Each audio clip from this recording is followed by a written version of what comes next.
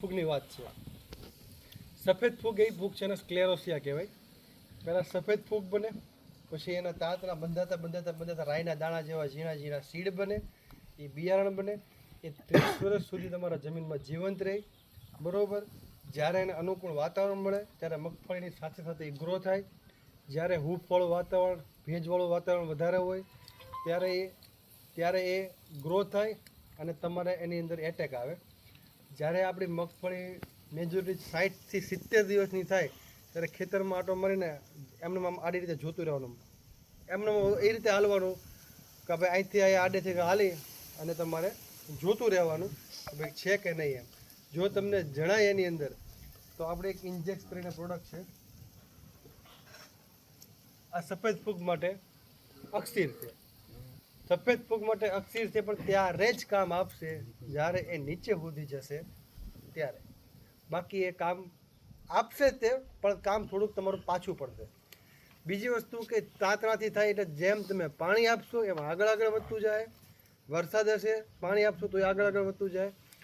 એટલે આ તમારે ફૂગ ન આવે એની માટે શરૂઆતના પગલાં લેવા હોય તો કદાચ બેક્ટેરિયા લગભગ કોઈ નાખતા જ હશે, નહીં નાખતો મને નથી લાગતું, કદાચ ટ્રાયકોડરમાં એવું નાખતા હશે એ તમે નાખો. પણ એને વાપરવાની બી એક પદ્ધતિ છે. ઘણા લોકો ફૂગનાશકની જોડે છોડી દે, પછી નાખ્યા પછી ખાતર છોડી દે. 10 દિવસનો ગેપ રાખો આની વચ્ચે. તો શું છે કે એ થોડાક અંદર ઉગીને ગ્રો થઈ એની વસ્તી વધારી દે, એટલે આ બધી પ્રોબ્લેમ ન આવે. બાકી સફેદ ફૂગની શરૂઆતથી તમે ઇન્જેક્શનનો એક સ્પ્રે તમે લ્યો એટલે તમે સફેદ ફૂગનો કોઈ પ્રશ્ન નહીં આવે. પણ અમુક વસ્તુ જે છે ને એ તમને ખેતી એટલા ટાઈમથી કરો ને એટલે તમને અમુક વસ્તુનો અનુમાન આવી જવું જોઈએ. દાખલા તરીકે આમાંથી કેટલા ખેડૂત ખેતી કરે છે ને એની પાસે ચોપડા છે, બુક છે?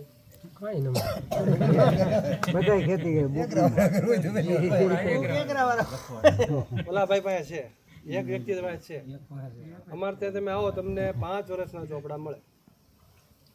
તમે એને કારખાના તરીકે લો, ફેક્ટરી તરીકે લો. જ્યારે તમે પહેલું આપણે પડું તૈયાર કરીએ ત્યારથી માંડી અને ઘેરે આવે ત્યાં સુધી બધો હિસાબ રાખો. કેટલું ઉત્પાદન આવ્યું, કેટલી આવક, કેટલી જાવક, કઈ દવામાં રિઝલ્ટ સારું મળ્યું, કઈ દવામાં રિઝલ્ટ ઓછું મળ્યું. કંઈ એવું તો નથી કરતા ને આપણે એક હરખી દવા વારા ઘડી આપણે માર્યા કરીએ. બધી વસ્તુ તમને ખબર પડે. તમે ડૉક્ટર બની જાઓ, 2-3 વર્ષ જાય ને એટલે તમે ઓટોમેટિક કે ભાઈ આ દવા તું રહેવા દે, ઓલી દવા તું લાવવા દે. બીજો ફાયદો શું થાય કે તમને છે ને અંદાજ આવવા મળશે કે ભાઈ આ તારીખ, આ નક્ષત્ર, મઘામાં કે આમાં તેમાં કયો રોગ આવશે, કયું ફૂગ આવશે. બહુ એને ટિપિકલ કન્ડિશનમાં જ આવે, એના ટાઈમ પ્રમાણે જ આવે. ક્યારેય સફેદ ફૂગ આવી શરૂઆતમાં કરાવી ન આવે. એટલે એ વસ્તુ તમે ઓટોમેટિક તમને અનુમાન લાગી જાય તો ઓટોમેટિક તમે શું છે શરૂઆતમાં તમે ખાલી હલકું ફૂગનાશક મારશો ને તોય કંટ્રોલ થઈ જાય. નાનાને મારવો હેલો, મોટાને મારવો અઘરો. આ ભાઈને મારવો એટલે અઘરા. નાની વ્યક્તિને મારવો હેલો. મારો કહેવાનો ભાવાર્થ છે કે એનું જે લાઈફ સાયકલ હોય, બરોબર, ઈંડુથી લઈને બચ્ચાથી લઈને તમારે એડલ્ટ સુધી, તો બચ્ચા હોય એ અવસ્થાએ આપણે મારીએ જીવાત હોય એટલે ફૂગ હોય, સસ્તામાં પતી જાય કે ન પતી જાય. તો આ જ વસ્તુ આપણે કરવાની છે, બરોબર. સેમ વસ્તુ મારા ખેતરમાં બી કરું છું. મારા ખેતરમાં રોગ જીવાત નથી આવતો એવું બનતું નથી હો, આવે જ છે. ગમે એટલું ધ્યાન આવે જ, પણ તમારે એના શરૂઆતના પગલાં લ્યો તો શું છે કે તમે એનું જે છે ને તમે નિયંત્રણ સારી રીતે લઈ શકો. બીજી વસ્તુ, દુકાનમાં બધી જ વસ્તુ મળતી છે ને બધી જ વસ્તુ ઝેર જ છે, પણ સમજીને વાપરો ને તો જ દવા છે. દાખલા તરીકે આપણે કોઈ બી દવા લઈએ, બરોબર, દવા લેવા જઈએ તો આપણે ઘણી વખત એવું પીતે આપણે કે શું છે, ઈયળ છે, થ્રીપ્સ છે, પછી આ સ્વાભાવિક છે એગરાવા પછી લીલી પોપટી, એ લાવની એ છે, ઓલું એ છે. પણ તમે તમારું અવલોકન કરો. એ કંઈ ખેતરે જોવા ન આવે. 2-5 હોય ને એનાથી કાંઈ ન થાય, બરાબર. એનાથી એટલું બધું ફરક ન પડે. પણ જે મેન વસ્તુ જે છે ને તમે એ જોવો એમ, બરાબર. આપણે અહીંયા જે કરવાનું છે ને એ વસ્તુ કરવાની છે કે આપણે કઈ રીતે દવા સચોટ લઈ આપણે નિયંત્રણ કરીએ છીએ.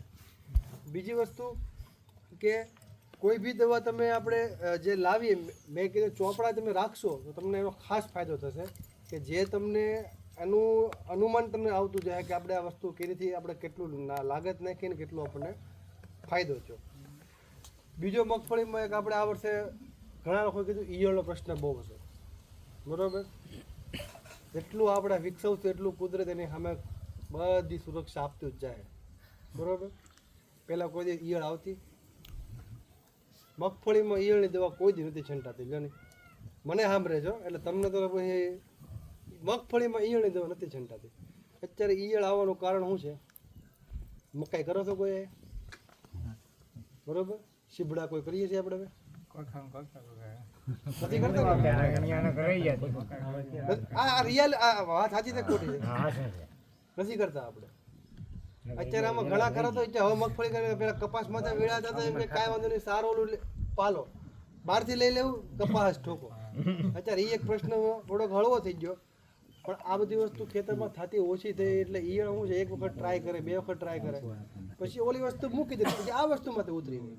અત્યારે આ જ શું છે એટલે ઈયળનો પ્રશ્ન જે છે ને અત્યારે છે ને કાબરી ઈયળ છે, લશ્કરી ઈયળ છે ને, લીલી ઈયળનો એટલો બધો ત્રાસ નથી, પણ જે ઓલી ચટ્ટાપટ્ટા કાળી ઈયળ આવે ને છે એનો ત્રાસ વધારે છે.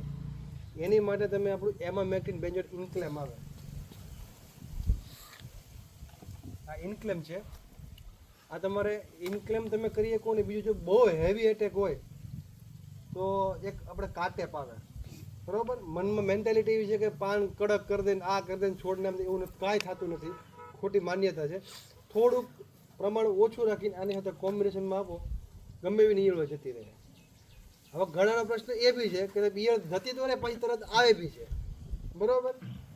ઈયળ અત્યારે એટલા માટે આવે છે કે ઘણા ટાઈમથી અહીંયા તો ખબર નહીં વરસાદ કેવો, ઘણા ટાઈમથી વરસાદ તમે કન્ટિન્યુ રહે દવા છંટાણી નથી, બરોબર.